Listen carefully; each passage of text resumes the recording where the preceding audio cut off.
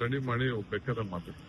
ರಾಷ್ಟ್ರೀಯ ಉತ್ಸವಗಳಿರ್ಬೋದು, ಹಬ್ಬಗಳಿರ್ಬೋದು, ಆ ಎಲ್ಲ ಸಂದರ್ಭಗಳಲ್ಲೂ ಕೂಡ ಅದನ್ನ ಗೌರವ ಕೊಡಬೇಕು ಅನ್ನೋದನ್ನ ಹೇಳಲಾಗಿದೆ ಆದೇಶದಲ್ಲಿ.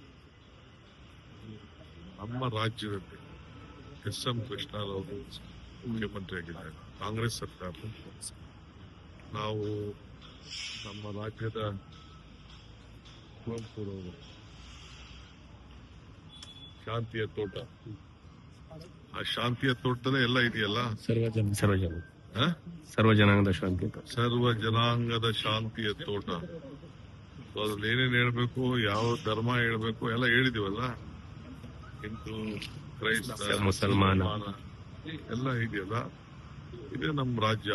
ಆ ರಾಜ್ಯ, ಆ ಭೂಮಿಯಿಂದ ಬೆಳೆದಿರೋರು ನಾವು. ಸೊ ಈ ದೇಶಕ್ಕೆ ಒಂದೇ ಮಾತರಕ್ಕೆ ಒಂದು ಬುನಾದಿ ಆಗ್ತಂತ ಪಕ್ಷದವ್ರು ನಾವು. ಈ ದೇಶಕ್ಕೆ ರಾಷ್ಟ್ರಧ್ವಜ ತಂದ್ಕೊಟ್ಟಂತ ಪಕ್ಷದವ್ರು ನಾವು, ರಾಷ್ಟ್ರಗೀತೆ ತಂದ್ಕೊಟ್ಟಂತ ಪಕ್ಷದವ್ರು ನಾವು, ಸಂವಿಧಾನ ತಂದ್ಕೊಟ್ಟಂತ ಪಕ್ಷದವ್ರು ನಾವು, ಸ್ವಾತಂತ್ರ್ಯ ತಂದ್ಕೊಟ್ಟಂತ ಪಕ್ಷದವ್ರು ನಾವು. ಈಗ ಪಾಪ ಬೇರೆಯವರು ನಮ್ನೆಲ್ಲ ಸ್ವಲ್ಪ ಅನುಸರಿಸ್ತಾ ಇದಾರಲ್ಲ, ನಮ್ ಬಹಳ ಸಂತೋಷ. ಇನ್ಮೇಲೆ 2 ಗೀತೆಗಳಾಗತ್ತೆ, ರಾಷ್ಟ್ರಗೀತೆಗಳು. ಎಲ್ಲಿ ಅದನ್ನ ಅದ್ರ ಬಗ್ಗೆ ಮಾತಾಡೋಣ. ಸರ್, ಈಗ ಬೇರೆ ಯಾರು ಭೇಟಿ ಮಾಡಿದ್ರ ಪಾರ್ಲಿಮೆಂಟ್ ಹೋಗಿ? ಓಕೆ, ಟೈಮ್ ಇಲ್ಲ ಸರ್. ಸರ್, ಈಗ ಡಿ ಕೆ ಸುರೇಶ್ ಅವರು ಹೇಳಿದ್ದಾರೆ, ಸ್ವಲ್ಪ ನಿಧಾನ ಆದ್ರೂ ಪರವಾಗಿಲ್ಲ, ಸಿದ್ದರಾಮಯ್ಯ ಅವರು ಕೊಟ್ಟು ಮಾತು ಭರವಸೆ ಇದೆ ಅಂತ ಹೇಳಿದ್ದಾರೆ. ಮತ್ತೆ ನಾನು ಕಾಲ ಉತ್ತರ ಕೊಡ್ತದೆ ಅಂತ ಹೇಳಿದ್ದೀನಿ. ನಾನೇನು ನಾವೇನ್ ಮಾತಾಡಿದೀವಿ ಅನ್ನೋದು ನಮ್ಗೆ ಮಾತ್ರ ಕೊಟ್ಟು ಅಂತ ಹೇಳಿದೀನಿ. ಪ್ರತಿ ಬಾರಿಯೂ ಕೂಡ ಕಾಲ ಉತ್ತರ ಕೊಡುತ್ತೆ ಅಂತ ತಾವು ಹೇಳ್ತೀರಿ, ಸುರೇಶ್ ಅವರು ಹೇಳ್ತಾರೆ. ಆ ಕಾಲ ಯಾವಾಗ ಬರುತ್ತೆ ಅಂತ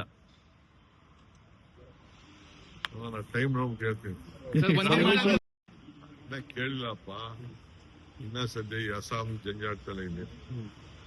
ಅಲ್ಲ, ನಿನ್ನೆ ಪ್ರಿಯಾಂಕಾ ಗಾಂಧಿ ಅವ್ರನ್ನ ಭೇಟಿ ಆಗಿದ್ರಲ್ಲ, ಏನೋ ಮಾತುಕತೆ ಆಯ್ತು ಅಂತ ಹೇಳ್ತಾರೆ. ಅಸ್ಸಾಂದು ಆದ್ಮೇಲೆ ಆದ ಬಳಿಕ ಕಾಂಗ್ರೆಸ್ ಕಚೇರಿಗೆ ಹೋಗಿ ಬಂದಿದ್ದೇನೆ ಅಷ್ಟೇ. ನಾನು ಯಾರು ಭೇಟಿ ಮಾಡಿದ್ ನಾನು ಪ್ರಿಯಾಂಕಾ ಅವ್ರ ಜೊತೆ ನಡೆಸಿದ್ರಿ, ಪಾರ್ಲಿಮೆಂಟ್ ಅಲ್ಲಿ ಏನೋ ಭೇಟಿ ಆಗ್ತಾರೆ ಅಂತ.